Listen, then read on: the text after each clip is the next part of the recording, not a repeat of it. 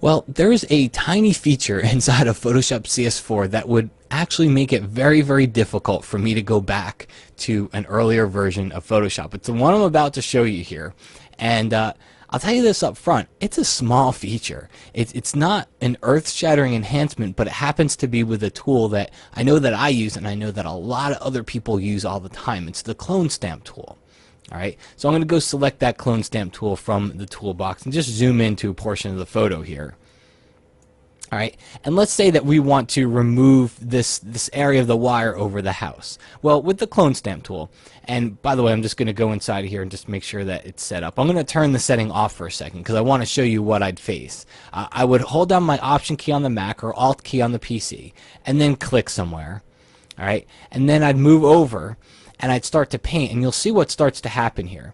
See how my texture doesn't match up? See how the lines don't match up? And that's because when I'm about to sample and paint here, I don't have any way of knowing whether or not I am matching this texture up. Alright, well, that's where this new feature comes in. You can go to the clone source palette, and you can always get there under the window menu, by the way. And there's an option in here for show overlay. Okay, and the way this works is now I'm going to come over here, I'm going to hold down Option or Alt and click, and then take a look at my brush. I'm going to move it over something darker. See how it's got an overlay in it? It's a little bit blurry to see right now, but if I move it over the house, you'll see exactly what it does for me. It allows me to line that siding that's on the house up. So now I can come in here and click and start to paint, and now I don't have to worry about aligning things. Okay, because it's keeping the texture all the way across.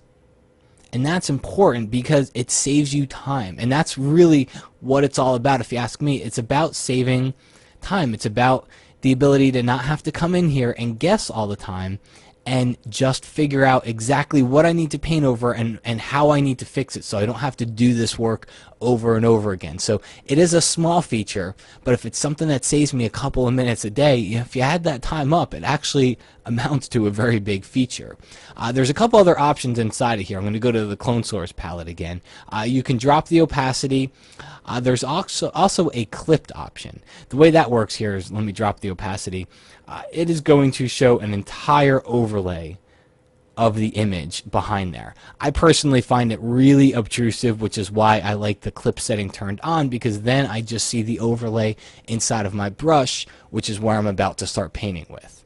Okay, so I know I said in the beginning, small feature, but it is one of those things. It's something that I use every single day, and I can't say that about all the features inside of CS4. I can't say I use them every single day except for that clone stamp tool, because that is a tool that I use on just about every photo of mine, and having that feature inside of there makes it a lot easier.